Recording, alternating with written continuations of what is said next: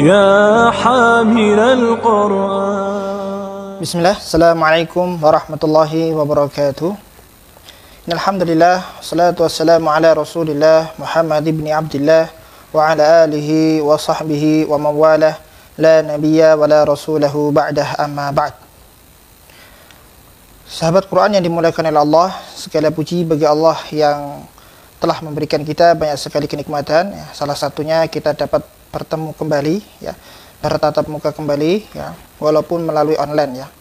Semoga apa yang kita usahakan dan ikhtiarkan mendapat ridho dan keberkahan dari Allah Subhanahu wa Ta'ala.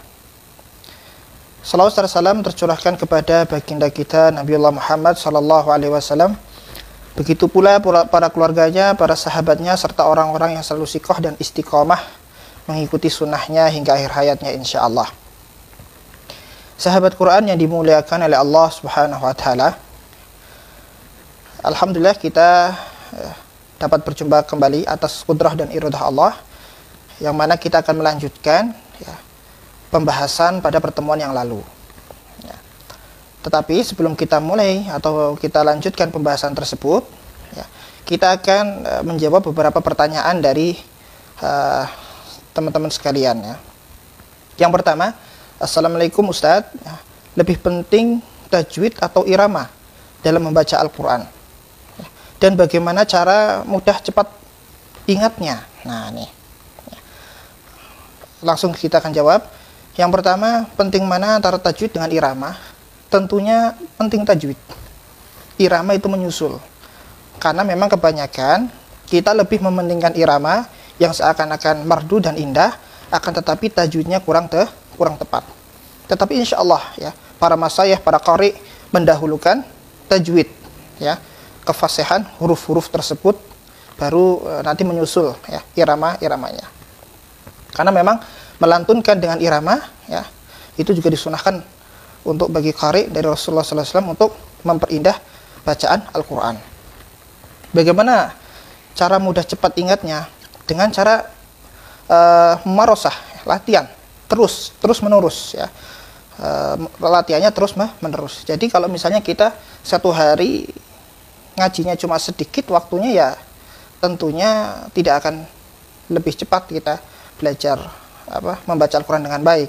Tetapi kalau sehari kita optimalkan waktu kita bersama Al-Quran, insya Allah malah lebih cepat seperti itu. Kemudian yang kedua,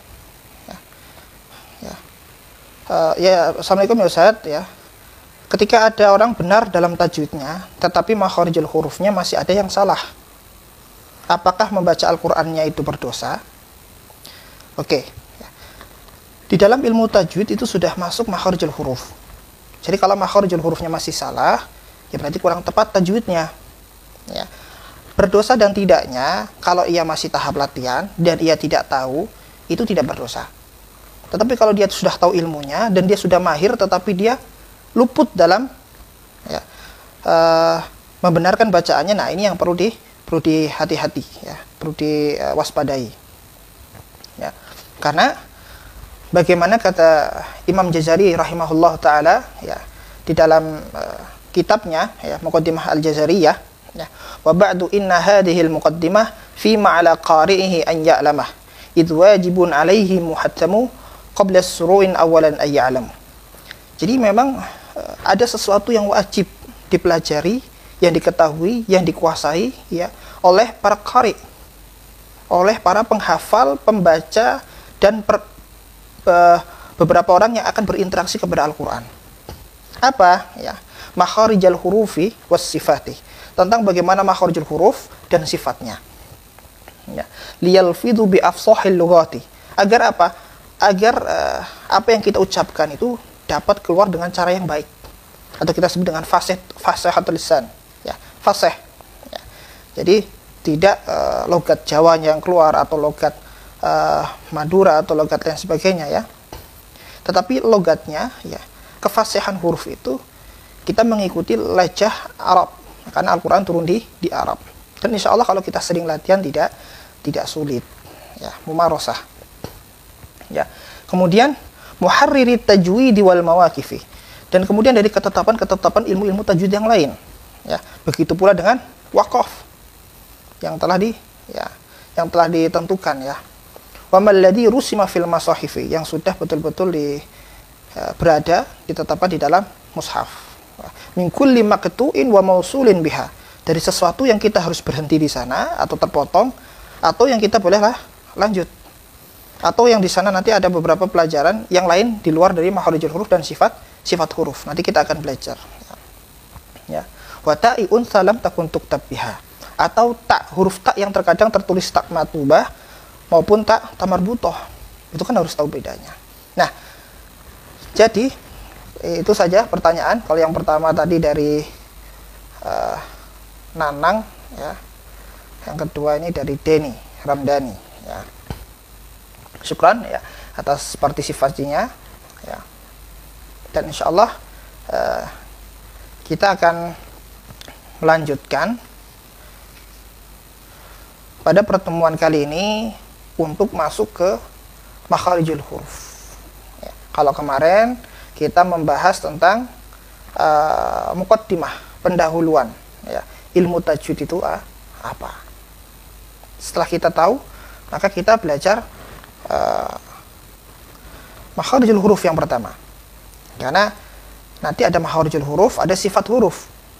Yang keduanya berbeda. Ada yang makharijul hurufnya sama, tapi sifatnya berbeda. Jadi seperti anak ya, yang dilahirkan dari ibunya, satu ibu tetapi lain sifat anak ini. Satu ibu melahirkan 3 atau 2 anak. Nah, 2 orang ini atau 3 anak ini tidak sama, semua sifatnya ada yang berbeda. Apalagi yang lain ibu. Nah, ini seperti itu. Huruf memiliki hak dan memiliki sifatnya masing-masing. Jadi kita akan, kalau kita pelajari, jadi tidak akan tertukar. Kalau kita masih belum mempelajari ilmu tajwid, seperti mungkin ada beberapa huruf yang kita lafazkan sama, ya, seperti dho, ya, seperti za, bo, ya, kemudian bo, ada do, ada dho, ya, ini berbeda. Ya. Seperti sin dengan sod, ya. Ketika semuanya didhamahkan, ya, kita kadang tertukar antara su dengan su, ya, itu juga berbeda. Nah, jadi nanti akan kita belajar sifat setelah kita belajar makharijul huruf. Ya. Adapun makharijul huruf, ya, kita akan mulai ya dari pembagiannya. Ya. Tempat keluarnya huruf dibagi 5. Ya. Yang pertama al-jauf, rongga mulut. Ini termaksud adalah awal pembagian yang pertama ini adalah keseluruhan secara umum. Karena semua huruf itu keluarnya dari rongga mulut. Tetapi nanti ada ya bagaimana kita harus fathah, bagaimana kita harus kasrah, bagaimana kita harus dhammah. Kemudian yang kedua adalah al-halq, rongga tenggorokan. Ini baru tempatnya udah signifikan ya. Kemudian lisan, ya, lidah.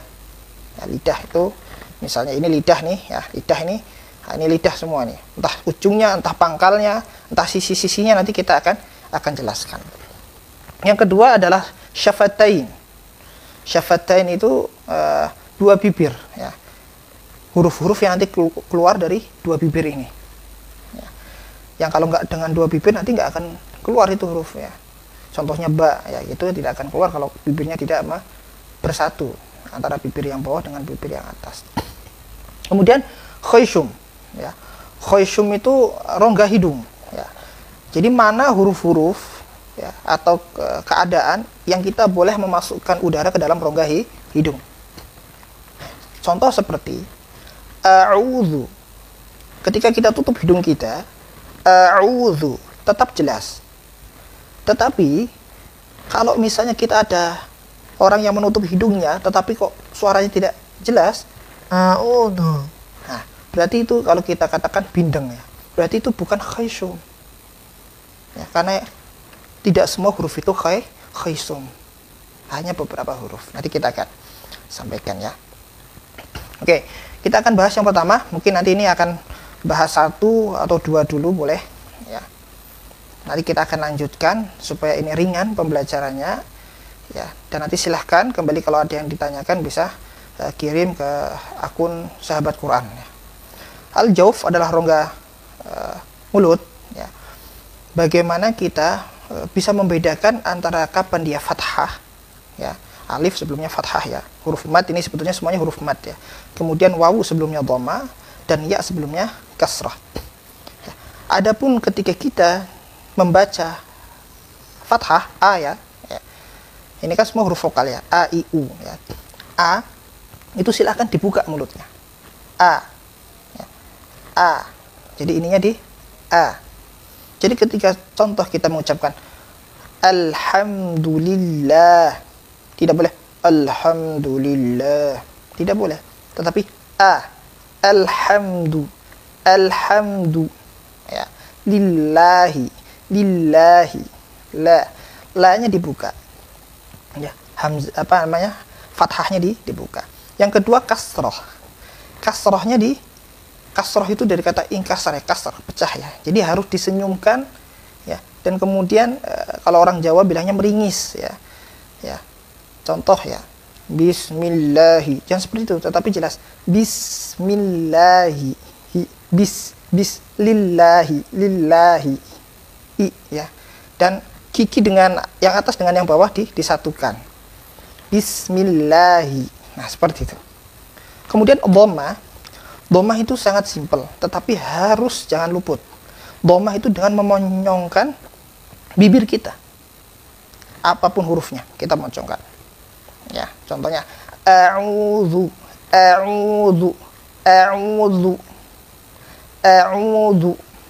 ya, monyong. Jangan a'udzu. Nah, ini kurang sempurna.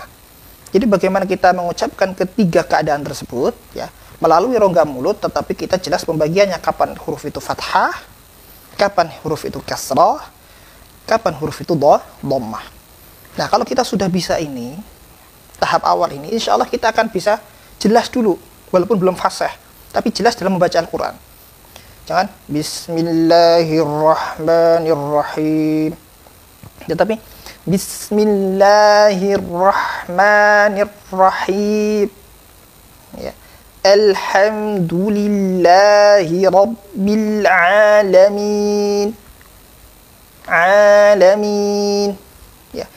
I harus jelas i. Ya, ini mungkin itu saja dulu ya, tahapan yang pertama.